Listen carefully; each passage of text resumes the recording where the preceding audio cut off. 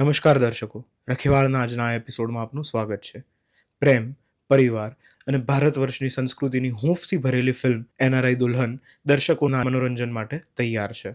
એક એનઆરઆઈ યુવતીની અનોખી સફર, લાગણીઓ, હાસ્ય અને રોમાન્સથી સજ્જ આ ફિલ્મ 5 જૂને આપણા નજીકના સિનેમાઘરોમાં રિલીઝ થવા જઈ રહી છે. આજે આપણી સાથે ફિલ્મની સ્ટારકાસ્ટમાંથી દિગ્ગજ અભિનેતા ધર્મેશ વ્યાસ, લોકપ્રિય અભિનેત્રી ગ્રીવા કંસારા, દિગ્દર્શક રફીક પઠાણ અને ગુજરાતી ફિલ્મ ઇન્ડસ્ટ્રીના જાણીતા અભિનેતા દિલીપ રાવલ હાજર છે. તો ચાલો આ સૌથી આપણે જાણીએ એનઆરઆઈ દુલ્હન આ ફિલ્મની કહાની વિશે. એનઆરઆઈ દુલ્હનમાં તમારા પાત્રની એક એવી ખાસ વાત છે જેના કારણે તમે આ ફિલ્મ સાથે જોડાવાનું નક્કી કર્યું. એમાં એવું છે કે અત્યાર સુધી જેટલી પણ મેં પિક્ચરો કરી છે, જે 30, 35, 40 જે પણ પિક્ચરો કરી છે, એમાં મેં આવું કેરેક્ટર બિલકુલ નથી કર્યું. આ મારી પહેલી એવી મૂવી છે જેમાં મેં આ કેરેક્ટર કર્યું છે. અને આમ તો હું મારા વિડીયોઝમાં ને એમાં કરતી જ હોઉં છું, બટ મૂવીમાં મેં ક્યારેય ટ્રાય નથી કરી. મૂવીઝમાં મેં નેગેટિવ રોલ્સ કર્યા છે, પોઝિટિવ કર્યા છે, કેરેક્ટર રોલ્સ કર્યા છે, બટ આવું જે કેરેક્ટર છે એ મેં મૂવીમાં નથી કર્યું. એટલે આ મારી પહેલી એવી મૂવી હશે જેમાં મેં કોમેડી કરી છે. તો એટલે મેં ચોઈસ કર્યું. અને અમારા જે ડિરેક્ટર છે રફીક સર, એમની બહુ રિક્વેસ્ટ હતી કે હું એમની પિક્ચર કરું, તો બસ એમના કહેવા પર જ મેં આ પિક્ચર કરી છે. ફિલ્મમાં ભારતીય સંસ્કૃતિ, પરિવાર અને સંબંધોની વાત છે. વ્યક્તિગત જીવનમાં આ ત્રણમાંથી કઈ બાબત તમારા માટે સૌથી મહત્વની છે? બધી જ વાતો, કેમ કે આપણે as a Indian, as a Gujarati, આપણે આપણા કલ્ચરને ભૂલવું ના જોઈએ. ગમે ત્યાં આપણે જતા હોય, હું અહીંયા પણ શૂટ કરું છું, આઉટ ઓફ કન્ટ્રીમાં પણ કરું છું, તો હું એ જ પ્રમોટ કરતી હોઉં કે આપણી લેંગ્વેજ, આપણી સંસ્કૃતિ એ આપણે ક્યારેય ના ભૂલવી જોઈએ. અને હું આપણા દર્શકોને પણ એ જ કહીશ કે પ્લીઝ આપણા જે જનરેશન હવેની જે છે એને પણ તમે એ બધી નોલેજ આપતા રહો. અને આ પિક્ચરમાં પણ અમે એ જ બતાવવામાં એ કર્યું છે કે આપણી સંસ્કૃતિ આપણે ના ભૂલીએ. આપણા શ્લોકો છે, આપણી લેંગ્વેજ છે ગુજરાતી, આટલી સરસ ગુજરાતી લેંગ્વેજ છે, એમાં આપણે બોલતા જ નથી. આપણે નોર્મલ ઘરમાં પણ હવે હિન્દી ને ઇંગ્લિશ ને એ જ બધું પ્રિફર કરતા હોય છે. તો હું તો બધાને એમ જ કહીશ કે ગુજરાતી લેંગ્વેજને તમે વધારે મહત્વ આપો અને ગુજરાતી પિક્ચરો જોવાનું રાખો, કેમ કે હવે બહુ જ સારી બની રહી છે. Yes, most definitely. તમારા પાત્ર અને તમારા વાસ્તવિક સ્વભાવમાં કેટલી સમાનતા છે અને કેટલો તફાવત છે? મારું જે આ મૂવીમાં જે પાત્ર છે એ એવું છે કે હું મારા હસબન્ડને થોડી ડોમિનેટિંગ ને એવું છે, થોડું એમને હેરાન કરતી હોઉં છું ને એવું. અને રિયલ લાઈફમાં તો કોઈ પણ જાતની કોઈ પણ સ્ત્રી હોય એ ના કરે એવું બને જ નહીં, એ કરતી જ હોય. ગમે એટલી સારી છોકરી હોય કે ગમે એવું હોય, એ એના હસબન્ડને હેરાન ના કરે તો એ વાઈફ ના કહેવાય. તો હું કદાચ રિયલ લાઈફમાં પણ એવી જ છું જેવી મારું પાત્ર છે. આજના યુવાનો માટે આ ફિલ્મનો સૌથી મોટો ટેકઅવે શું છે? એ જ કે જે બધા હવે જે આપણું દેશ છોડીને બીજા દેશમાં જવું, ત્યાંની છોકરીઓ ત્યાંના છોકરાઓ સાથે મેરેજ કરવા અને ત્યાં વસી જવું, એ જ વસ્તુ બતાવવામાં આવી છે કે ત્યાં રહેવું, ત્યાં કમાવું અને ત્યાં જ વસી જવું એ નથી બરાબર. આપણો દેશ, આપણું કલ્ચર બધું બહુ જ સરસ છે. અને ચલો તમે ત્યાં જતા પણ રહો છો તો આપણા કલ્ચરને ના ભૂલશો. તમારા જે છોકરાઓ છે, તમારા જે ફેમિલી મેમ્બર્સ છે, એમાં એ વસ્તુ રાખો તમે.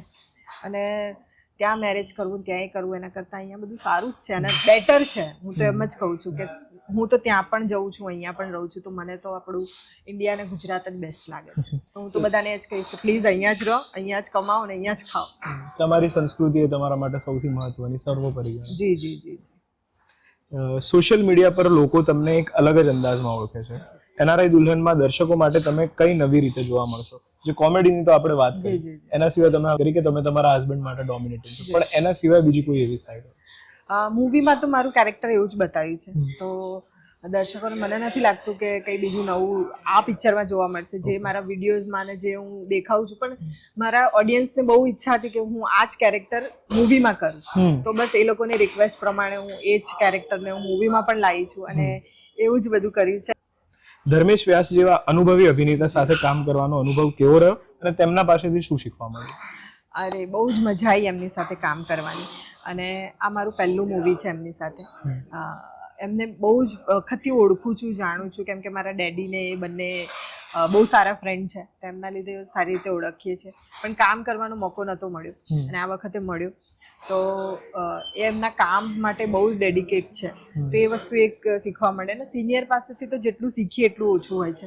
એમની એક્ટિંગથી લઈને એમનું ડેડિકેશનથી લઈને બધી જ વસ્તુ બહુ જ વસ્તુઓ મને શીખવા મળી છે એમના પાસેથી. ફિલ્મમાં પ્રેમ અને સંબંધોની વાત છે. તમારા મતે એક સંબંધને લાંબો સમય ટકાવી રાખવા માટે સૌથી જરૂરી બાબત કઈ? પ્રેમ તો છે જ, પણ મારા માનવા પ્રમાણે સેકન્ડરી વસ્તુ છે. મારા પ્રમાણે તો વિશ્વાસ, ભરોસો બહુ જ મોટી વસ્તુ છે. જો તમે એકબીજા પાર્ટનરને એકબીજા ઉપર ભરોસો ના હોય તો તમે લાઈફ આગળ ના વધારી શકો. જો તમે એકબીજા ઉપર ભરોસો રાખો છો તો પ્રેમ આપોઆપ થઈ જ જાય છે. તો મારા માટે તો ભરોસો પહેલી વસ્તુ છે કે એકબીજા ઉપર ભરોસો કરો તો પ્રેમ થઈ જ જશે. અંતિમ પ્રશ્ન છે, જી. જો તમને વાસ્તવિક જીવનમાં એનઆરઆઈ યુવતીને ભારતીય સંસ્કૃતિ વિશે એક જ સલાહ આપવાની હોય તો તમે શું કહેશો? એ જ કે આપણી લેંગ્વેજ છે, આપણી સંસ્કૃતિ છે, એ જ ટકાવીને રાખે, એ જ ભૂલે નહીં. મારું તો માનવું એવું છે કે એનઆરઆઈ હોય કે અહીંયાનું હોય, ગુજરાતી હોય, એ ભલે એનઆરઆઈ થઈ ગયા હોય પણ એ દિલથી તો ગુજરાતી જ રહે છે. તો બસ એમને યાદ કરાવવાની જરૂર છે કે તમે ગુજરાતી છો તો બિન ગુજરાતી તમે ગુજરાતી જ રહો અને એ ભૂલશો નહીં. તો એ ભૂલી ગયેલા વ્યક્તિઓ જે અત્યારે બધા વિદેશમાં જે બધા થઈ ગયા છે શિફ્ટ, અને તો હું એમને એવું નથી કહેતી કે તમે પાછા આવી જાઓ, બધું છોડી દો, તમે ત્યાં પણ મહેનત કરી છે તો ત્યાં રહો, વાંધો નહીં, પણ આપણી સંસ્કૃતિને ના ભૂલશો, આપણી લેંગ્વેજને ના ભૂલશો. ત્યાં પણ આપણી જે પિક્ચરો છે ત્યાં આવે જ છે, તો ત્યાં પણ જોવો અને શીખો અને પ્રમોટ કરો આપણી પિક્ચરને, ગુજરાતી લેંગ્વેજને. એનઆરઆઈ દુલ્હનમાં પરિવાર, સંસ્કાર અને સંબંધોની વાત છે. તમને આ ફિલ્મની વાર્તામાં સૌથી વધુ શું સ્પર્શી ગયું? સૌથી વધારે મને એ સ્પર્શ્યું કે જે વાત છે ને એકદમ ગ્રાઉન્ડ લેવલની છે, જે હવે ભૂલાઈ ગઈ છે. હવે બધા જુદું કરવાના ચક્કરમાં બહુ આઉટ ઓફ ધ બોક્સ લોકો જતા રહેતા હોય છે. આ ફિલ્મ જોઈને લોકોને લાગશે કે ના, આ વાર્તા મારી સાથે ક્યાંક કનેક્ટ કરે છે. Okay, that's all. Any USP છે. એ શું છે હું કહી દઉં તો સ્પોઇલર થઈ જશે, પણ વેલ્યુઝની વાત છે રાજવીર, આપણા સંસ્કારોની વાત છે, મૂલ્યોની વાત છે, અને બધા જ પાત્રો. આ ફિલ્મની સૌથી મોટી ખાસિયત શું છે ખબર છે? આમાં કોઈ વિલન નથી, આમાં કોઈ ખલનાયક નથી. ખલનાયક હોય તો સંઘર્ષ હોય, સંઘર્ષ છે, પણ સંજોગોને લીધે ઊભા થતા સંઘર્ષ છે, અને એમાંથી બહાર પડવાના પ્રયત્નો, સ્વબળે એની આખી તૈયારી. એટલે લોકોને એન્ટરટેનમેન્ટ તો મળશે જ મળશે આ ફિલ્મમાં, પણ લોકોને કંઈક, લોકો પોતાની સાથે કંઈક લઈને જશે. તમારા અર્થે આ સ્ક્રિપ્ટ જ મૂવીનો હીરો છે? ના, એવું ન કહી શકાય, કારણ કે હું સ્ક્રિપ્ટ રાઇટર પણ છું, એટલે એવી ક્રેડિટ હું ના લઈ શકું. પણ ફિલ્મમાં બધાએ પોતપોતાની રીતે બહુ જ સરસ કામ કર્યું છે. It's a completely team work. પણ આ વાર્તા મજબૂત છે, સ્ટ્રોંગ છે, એ પણ એટલી જ સાચી વાત છે. અને વાર્તાની સાથે કનેક્ટેડ એ લેખકોએ સર્જેલા પાત્રોને હિસાબે એક્ઝેક્ટ કાસ્ટિંગ થયું છે. એટલે તમને જ્યારે તમે ફિલ્મ જોશો તો તમને લાગશે કે આ કોઈ એક્ટર કે એક્ટ્રેસ નહીં, પણ આ ખરેખર એ પાત્ર જ છે. એ એટલી સહજતા કાસ્ટિંગમાં અને પરફોર્મન્સમાં થઈ છે. ગુજરાતી સિનેમામાં વર્ષોથી કાર્યરત છો. એનઆરઆઈ દુલ્હન જેવી ફિલ્મ આજના સમયમાં કેટલી જરૂરી છે?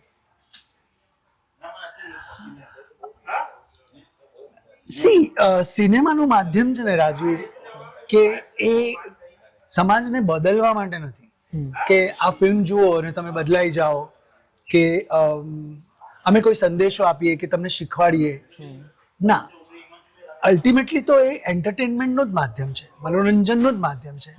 પણ એના દ્વારા ક્યાંક કંઈક તમે સમાજ પાસેથી જે લીધું છે એ સમાજને પાછો આપવાનો પ્રયત્ન કરો તો તમે સાફલ્યને વર્યા છો એવું લાગે, સફળતાને વર્યા છો, એવો પ્રયત્ન છે આ ફિલ્મમાં.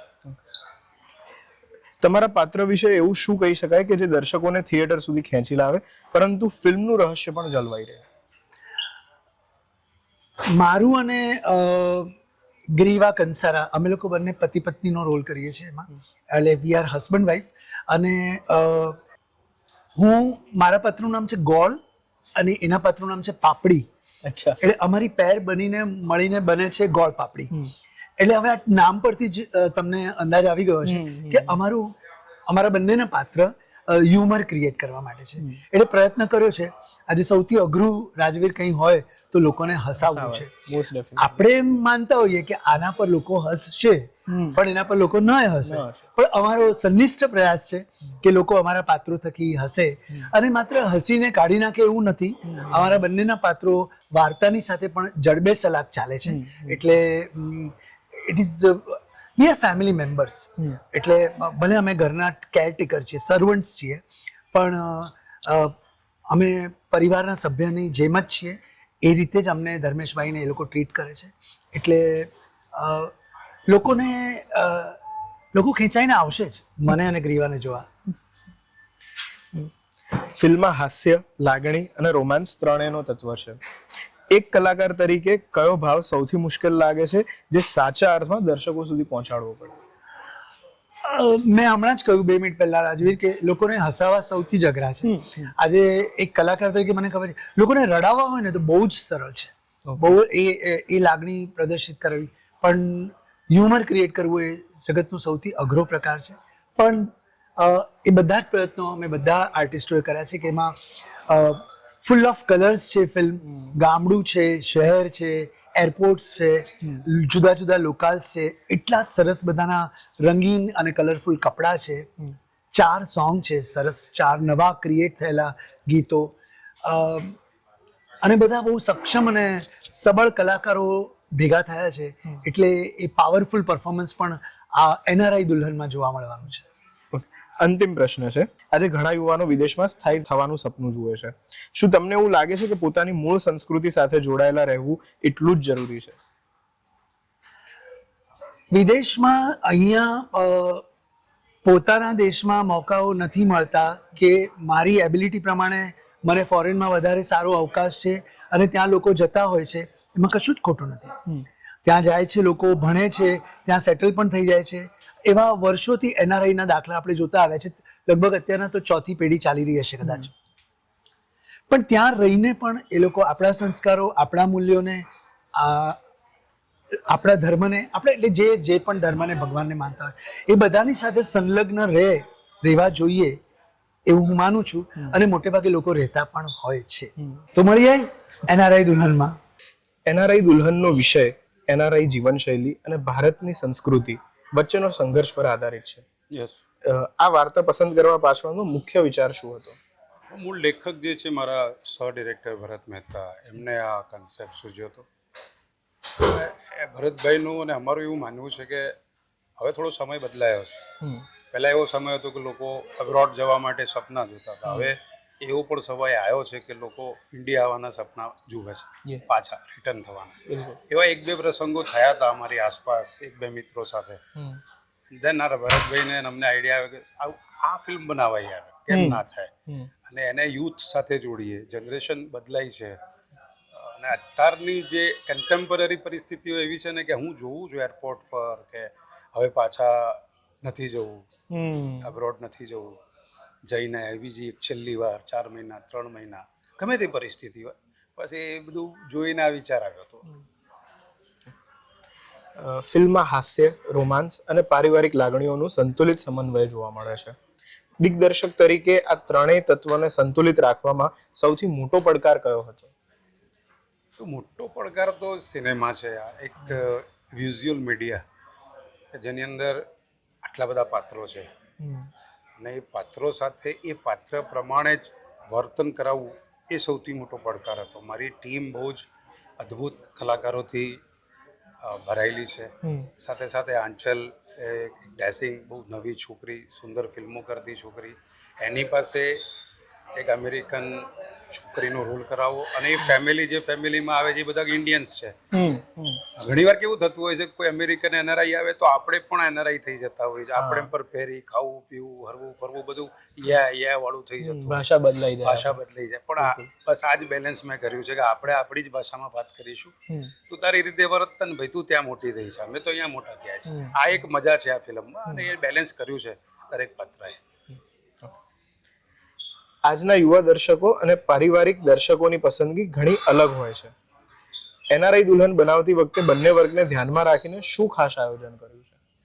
ડેફિનેટલી એ આયોજન કરવું જ પડે, કેમ કે ઓડિયન્સમાં યંગસ્ટરથી માંડીને વડીલો સુધી આવે એ પ્રકારની આ પારિવારિક ફિલ્મ છે. એટલે એનું આયોજનમાં તમે જોઈ શકશો કે મારા 3 હીરો છે, 3 છોકરા, 3 બોયઝ છે, જે અલગ અલગ મેન્ટેલિટીથી યુથને કેચ કરશે. ત્રણેયની મેન્ટેલિટી શું છે પિક્ચરમાં જોશો એટલે ખબર પડશે. એ જ રીતે એમના મધર ફાધરની મેન્ટેલિટી છે, જે આજના સામાજિક ઢાંચાને વ્યક્ત કરે છે. દરેકના મધર ફાધરને ચેન્જ થવું પડશે યુથ માટે, નહીં થાય તો પછી જેને કહેવાય ને 2 પેઢીઓ વચ્ચેનું અંતર વધી જશે.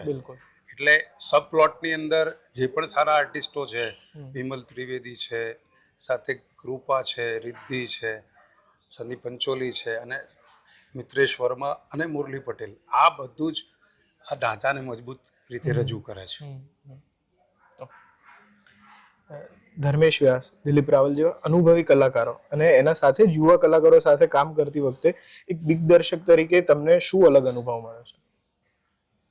એ તો જો ધર્મેશભાઈ સાથે તો મારે બહુ વર્ષોથી હું એમને ઓળખું છું એઝ અ એક્ટર, જેમ કે હું પણ વર્ષોથી એમની સાથે કામ કરું છું. દિલીપભાઈ સાથે મારી લાઈફમાં પહેલી વાર મેં ફિલ્મ કરી. દિલીપભાઈને આમ સાહિત્યકાર તરીકે, કલાકાર તરીકે, થિયેટર રાઇટર તરીકે ઓળખું. એ બંને સાથે તો અદ્ભુત, પણ જે યુથ છે ને એ ખરેખર બહુ જ સુંદર રીતે અભિનય શીખીને આવ્યું છે, ટ્રીટ થઈને આવ્યું છે. અને એ કથા, પટકથા, કેરેક્ટરાઇઝેશન, લુક, કેમેરા એંગલ્સ બધું જ જાણીને આવી છે. એટલે આ ડિફરન્સ છે કે આજનું યુથ બહુ બધું જાણીને, બહુ બધું વાંચીને, એક્સેપ્ટ કરીને આવે છે કે ના મારે આ કરવાનું છે ને એની પાછળ મહેનત કરે છે. જે મજાઉવા કલાકાર છે એની સામે અમારે ટકવું છે, એટલે એ રીતની મહેનત દેખાય. આ જોવાની બહુ મજા આવીને બેલેન્સ થયું છે.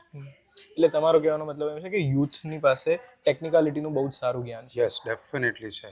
અને યુથ જે છે, હું ટેકનિકલ પણ એ નોલેજ રાખે છે, છતાં એ વાંચે પણ છે, એ વિચારે પણ છે કે હું કયા પ્રકારનું પાત્ર ભજવીશ, શું એની ઇમ્પેક્ટ આવશે. અચ્છા, આટલા બધા શેડ છે આમાં, આ 2 સીનમાં આ શેડ છે, 4 સીનમાં આ શેડ છે, લાસ્ટમાં આ શેડ છે. એ ડિફરન્સીસ પહેલેથી એ લોકો જાણતા થઈ ગયા છે. સ્ક્રિપ્ટ આખી વાંચે છે, નોટિસ કરે છે, ઘરેથી લાલ લીલી પેન લાવીને નોટિસ કરે છે આજની યુથ કે મારે આ સીનમાં કરવું છે. અને એ વર્કશોપથી ને એ બધી જ મેથડથી પરિચિત થયા છે, અને ગુજરાતી સિનેમા બહુ સુંદર રીતે ડેવલપ થઈ રહી છે. એ રીતે જોવા જાવ તો અંતિમ પ્રશ્ન છે, જો કોઈ દર્શક તમને ફિલ્મ જોયા પછી એક જ વાક્યમાં પ્રતિસાદ આપે, તેમનાથી શું સાંભળવા ઈચ્છો છો? પ્રેક્ષક પાસેથી હું એ જ સાંભળવા ઈચ્છું છું કે મેં મારું પોતાનું જોયું, મેં મારી ભાષાનું જોયું, હું ગુજરાતી છું ને એનો મને ગર્વ છે. આટલું જો બોલી જાય પ્રેક્ષક તો મારી ફિલ્મ લોકો સુધી પહોંચી ગઈ. ધર્મેશભાઈ, 3 દાયકાથી વધુ સમયથી તમે ગુજરાતી ફિલ્મો, થિયેટર અને ટેલિવિઝનમાં સતત સક્રિય રહ્યા છો. આ લાંબી સફરનો સૌથી મોટો બદલાવ તમને ક્યાં જોવા મળે છે? બદલાવ એટલે ટેકનોલોજી ચેન્જ થાય એ રીતે બદલાવ થતા જ જાય. સબ્જેક્ટ ચેન્જ થાય. પહેલા ફિલ્મ આપણી ગામડાઓમાં બનતી હતી, ત્યાર પછી ધીમે ધીમે શહેરમાં આવીને હવે અબ્રોડમાં ચાલી ગઈ. ત્યાં એક બદલાવ એ છે કે ગુજરાતી ફિલ્મમાં અત્યાર સુધી એક પેલું કે ને કે એક નાનકડું સર્કલ હતું, એની અંદર જ ફિલ્મો બન્યા કરતી હતી કે આ સબ્જેક્ટની બહાર કોઈ જતું જ નહોતું. અને I am sorry for my words, એમાં હું વાંક કાઢું આપણા વડીલોનો, કે એ લોકોએ આપણા ઓડિયન્સને નવું જોવાની આદત જ નહીં પાડી. વચ્ચે 10 વર્ષ એવા ઇન્ડસ્ટ્રીના, ગુજરાતી ફિલ્મ ઇન્ડસ્ટ્રીના, કે ઇન્ડસ્ટ્રી લગભગ બંધ થઈ ગઈ હતી, એક પણ ફિલ્મ બની જ નહોતી ગુજરાતીમાં. ત્યાર પછી નક્કી કરવામાં આવ્યું કે નહીં, આપણી ભાષા છે, વી હેવ ટુ સ્ટાર્ટ. અને શરૂ થયું ને જે યંગ જનરેશન આવ્યું અને એને નવા એક્સપેરિમેન્ટ કરવા માંડ્યા. અને ત્યાર પછી અત્યારે તો એ લેવલ પર કે જે નવા સબ્જેક્ટ બને છે, આઈ એમ સરપ્રાઇઝ કે આવા સબ્જેક્ટ તો બોલિવૂડમાં પણ આ લોકો સિલેક્ટ નથી કરતા. એવા સબ્જેક્ટ લઈને છોકરાઓ આવી રહ્યા છે. અને એક વાત કહું, નવું generation, they are mind blowing, they are very focused. એ લોકોને મતલબ છે ખાલી એ લોકોના કામથી. I am sorry for my words, એ લોકોનો એક જ એટીટ્યુડ છે જે બોમ્બેનો છે કે just finish your work and off. એને બીજા કશામાં રસ જ નથી, એને માત્ર કામ ને કામ. અને એનું રિઝલ્ટ અત્યારે જોઈ રહ્યા છે આપણે કે ગુજરાતી ફિલ્મ ઇન્ડસ્ટ્રી એક ડગલું ઉપર વધી. Most definitely. યા અને મને 40 વર્ષ થયા, 3 નહીં 4 દાયકા મને ઇન્ડસ્ટ્રીમાં. હું આજે પણ નવા છોકરાઓ પાસે કંઈક ને કંઈક નવું શીખું છું. એ મજા છે આજે. હમણાં જ મેં રફીકભાઈ સાથે વાત કરી તો એમને કીધું કે આજની જનરેશન, આજની નવી પેઢી એક્ટર્સની જે છે એ બહુ જ ટેકનિકલી સાઉન્ડ છે. એમને ખબર છે કે કયા એંગલ્સ છે, કયા શેડ્સ છે, સ્ક્રિપ્ટમાં ક્યાં શેડ ચેન્જ થયો, તો એ બહુ જ લર્નેડ છે. યા સી એ લોકો છે ને, નવું જનરેશન છે ને, દે આર સો કોન્શિયસ. અને છે ને એટલો તૈયાર થઈને ફ્લોર પર આવતો હોય જ ને કે હું પોતે પણ એકવાર વિચારમાં પડું કે યાર ક્યા બાત હે. નોર્મલી અત્યાર સુધી એવું કહેવાતું હતું કે હું જો સીનમાં આવું ને તો સામેવાળો કોન્શિયસ થઈ જાય કે અરે ધર્મેશ વ્યાસ છે, અત્યારે ઊંધું થઈ ગયું છે. હું કોન્શિયસ થઈ જાઉં કે આ શું કરશે, અને મજા એ જ છે. જે લર્નિંગ પ્રોસેસ મારો શરૂ થયો જ ને પાછો, મને મજા એની જ આવે છે કે વાહ ક્યા બાત હે કે Gujarati film industry is in a safe hands, એવું કહી શકું અત્યારે. ઉપેન્દ્ર ત્રિવેદી, નરેશ કનોડિયા, સિદ્ધાર્થ રાંદેરી, આવા દિગ્ગજ કલાકારો સાથે કામ કર્યું છે આપે.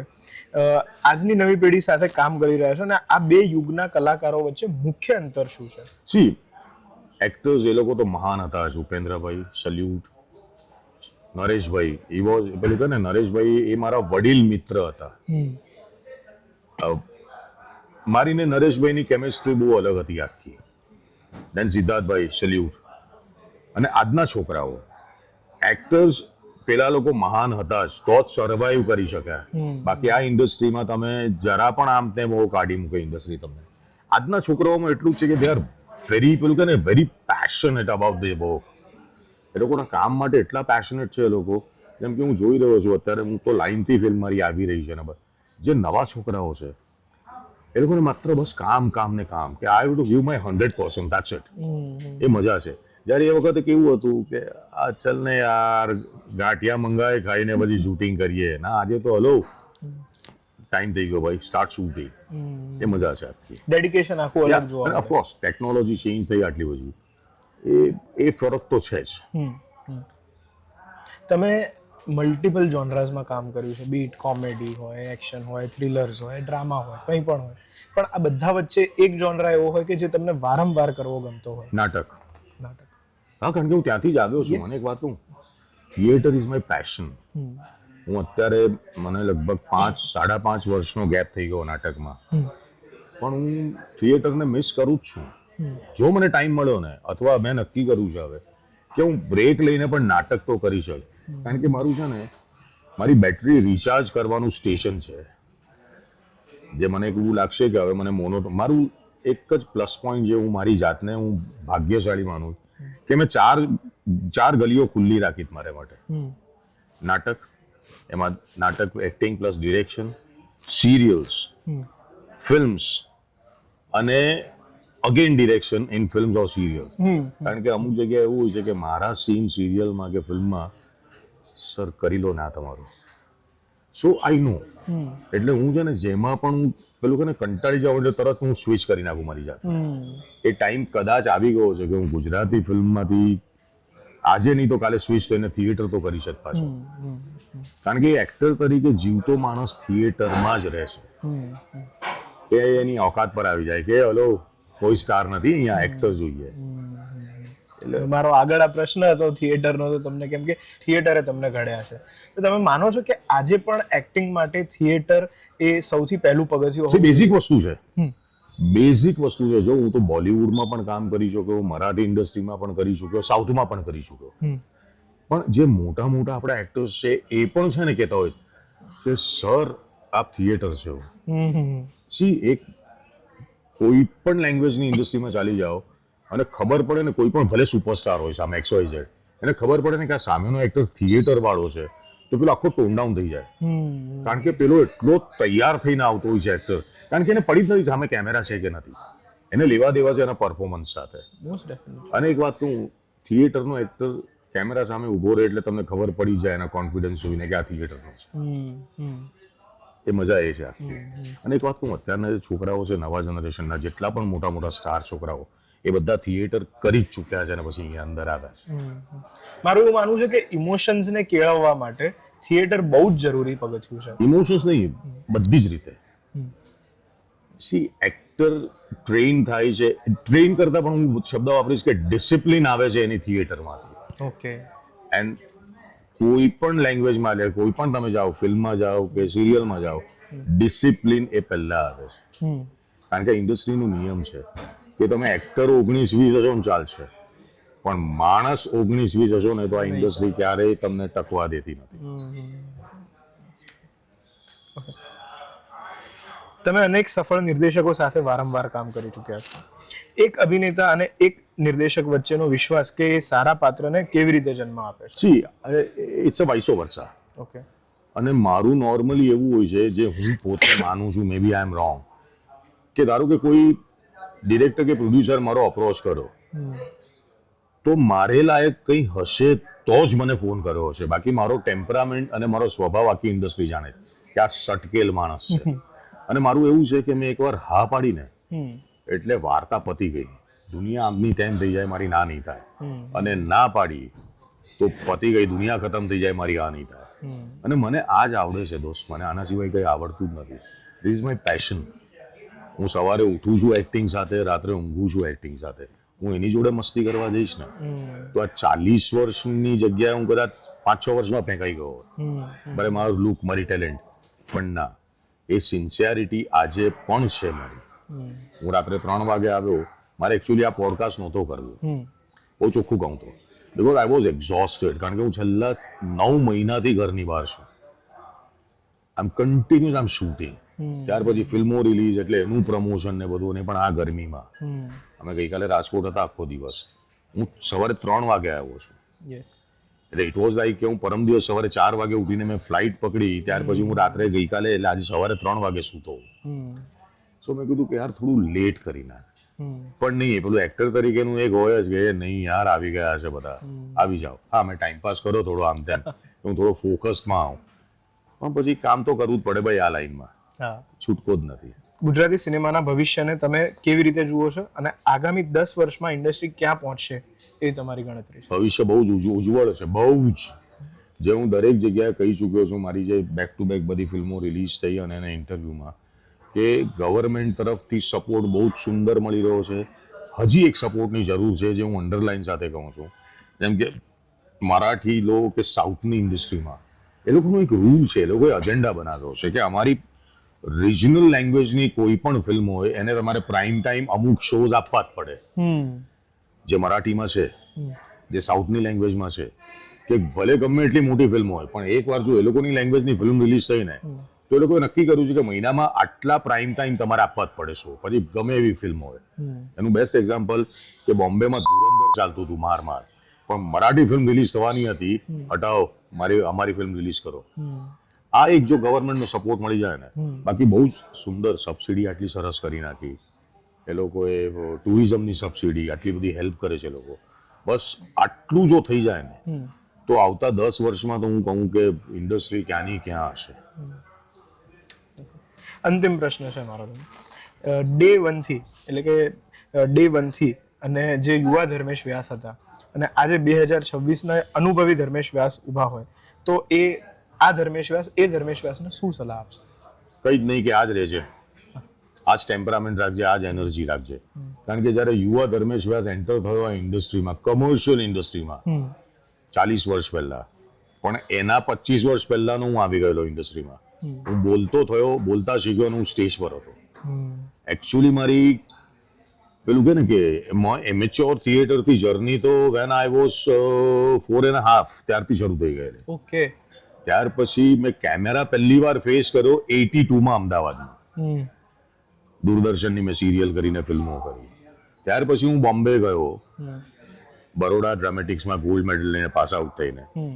એ દિવસ અને આજની ઘડી સાથ છે ઉપરવાળાનો. આઈ એમ વર્કિંગ, અને એ જ ટેમ્પરામેન્ટ, એ જ પેશન સાથે. અને એક વસ્તુ કહું, હું બોલવામાં બહુ રૂડ છું કે ચોક્કસ જગ્યાએ કીડો નહીં હોય ને તો આ લાઈનમાં આવવાનું જ નહીં. એ જોઈએ જ પેશન તમારામાં. કારણ કે આ લાઈનને એની જરૂર છે, કામ કરવાવાળાની, મહેનત કરવાવાળાની, ટાઈમ પાસ કરવાવાળાની જરૂર નથી.